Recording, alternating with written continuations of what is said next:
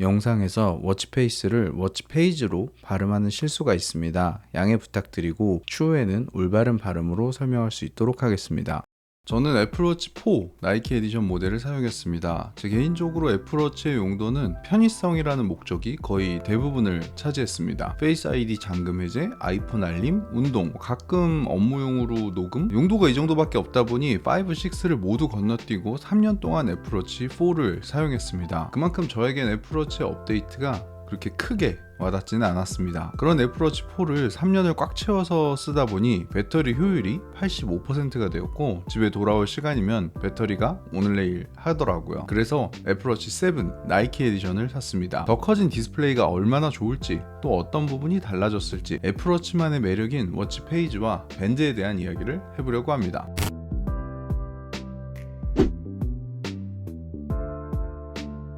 커졌습니다. 6 대비 20%가 커졌고 넓어진 모습을 강조하기 위한 애플워치 7 전용 페이지도 있습니다. 비밀번호를 좀 더 큰 숫자 패드로 누를 수 있습니다. 제품 사이즈는 약간 달라졌지만 큰 차이 없이 디스플레이만 커져서 이전 시리즈 대부분의 밴드들을 거의 그대로 호환할 수 있다는 것은 장점입니다. 자, 그러면 애플워치 4와 비교했을 때 화면이 얼마나 커졌는지 비교해 보도록 하겠습니다. 별 차이가 없네요. 페이스만으로 봤을 때 배경이 블랙인 페이스는 시각적으로 큰 차이를 느끼기 어렵습니다. 그렇다면 이건 어떨까요?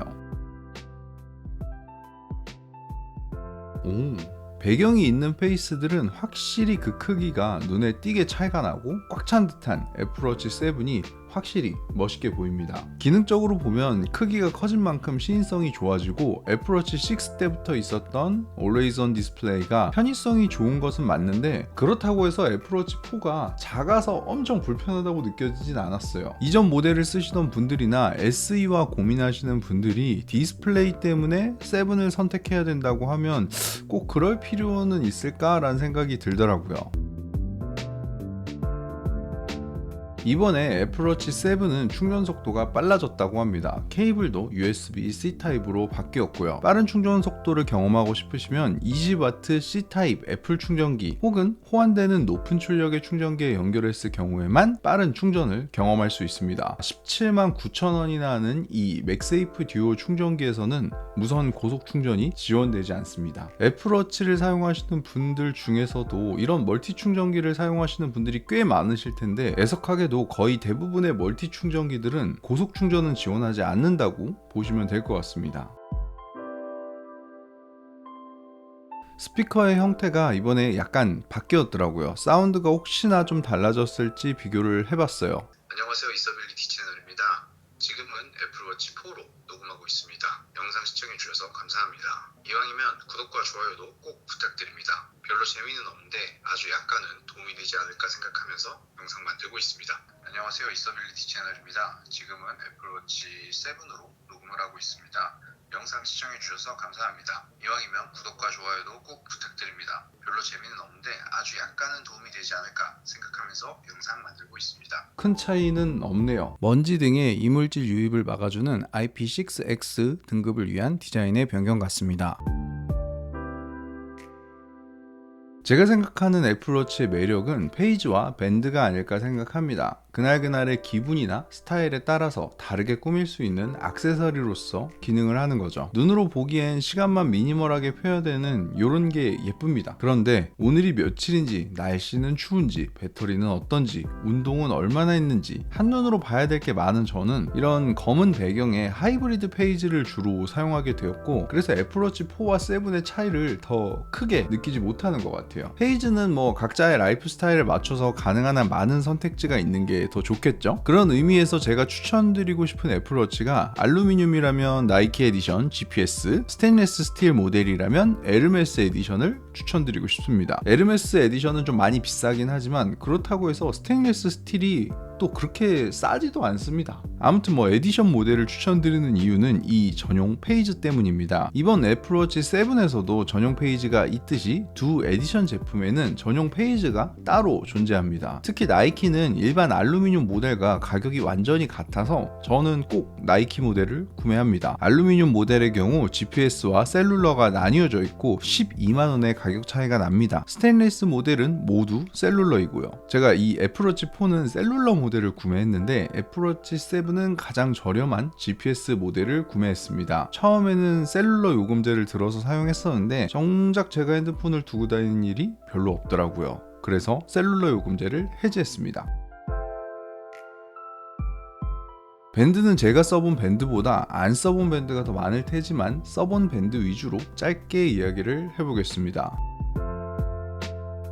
제일 베이직하면서 가장 많이 사용하는 밴드죠. 일상용이나 운동 어떠한 상황에도 잘 어울리고 내구성도 튼튼합니다. 잘 더러워지지도 않을 뿐더러 물이나 비누로 닦아서 쓰면 되니까 굉장히 편리하더라고요. 아쉬운 점은 손을 씻고 났을 때 안에 물고임이 좀 있다는 것과 저는 키보드를 많이 쓰는 편이라 일할 때 이 클립 부분이 좀 거슬린다는 정도? 그런 분들을 위한 솔로루프라는 대안도 있습니다. 그래도 저는 개인적으로 둘 중에는 스포츠 밴드를 더 선호하는 편이긴 해요.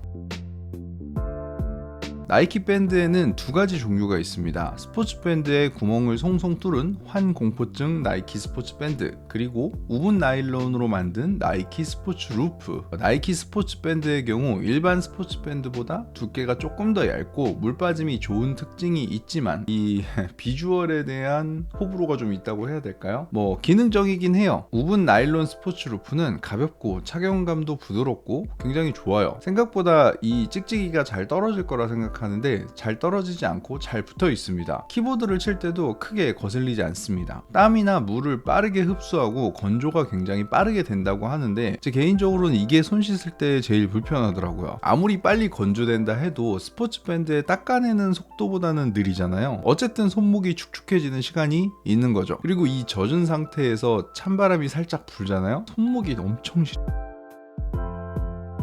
가죽 링크는 확실히 고급감이 있습니다. 가죽의 품질도 좋고 착용감도 부드러웠습니다. 자석으로 붙는 방식인데 비슷한 방식의 밀레니즈 루프에 비해서는 살짝 자성이 떨어지는 느낌이라 약간은 불안한 느낌이 들더라고요. 오래 사용하진 않아서 조금 더 지켜봐야겠지만 가죽이 물을 바로 머금지는 않더라고요. 하지만 제가 기대하는 애플워치의 실용성이라는 측면에서는 약간 좀 불편했어요. 운동할 때는 다른 루프로 바꿔줘야 되고 손 씻을 때도 물에 안 닿게 신경을 써야 되니까 이런 부분 때문에 자주 안 쓰지 않을까 생각이 들더라고요. 이 제품은 애플 정품 액세서리는 아닙니다. 피타카라는 스마트폰용 액세서리를 만드는 브랜드 제품이에요. 이 회사에서 나온 카본 링크인데 왜인지 모르게 카본은 참을 수가 없더라고요. 디자인은 제 개인적으로는 되게 마음에 드는데 딱 거기까지였어요. 그동안 차왔던 밴드들의 착용감과 비교해서 이 각진 링크로 되어 있는 만큼 불편하고 카본이라고 해서 엄청 가볍지도 않습니다. 무엇보다 저는 이게 제일 거슬렸어요.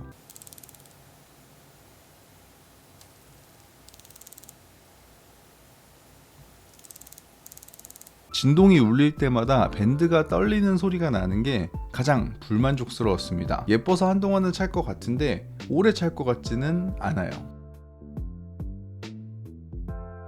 애플워치를 정말 잘 활용하시는 분들도 계시겠지만 저에게 애플워치는 아이폰을 보조하는 역할이라고 생각합니다. 대부분의 기능들을 아이폰에서 사용할 수 있기 때문이에요. 대신 손목에 붙어있기 때문에 해줄 수 있는 알림에 대한 피드백과 건강 상태를 체크해주는 아이폰이 대체할 수 없는 기능만을 제가 잘 활용하고 있기 때문에 사용기라고 하기조차 어려운 좀 개인적인 영상이 나온 것 같아요. 매번 영상을 만들면서 드는 생각이지만 제품이 자랑하고 싶은 기술과 내가 느낀 경험을 어떻게 잘 섞을 수 있을까를 고민하게 되는 것 같아요. 제가 느꼈던 경험을 좀 더 이야기를 하는 게 보는 분들에게도 조금 더 도움이 되지 않을까라는 생각이 들더라고요. 요즘 애플 신제품들이 굉장히 많이 쏟아져서 애플 제품에 대한 영상이 많았는데 또 새로운 제품으로 찾아뵐 수 있도록 하겠습니다.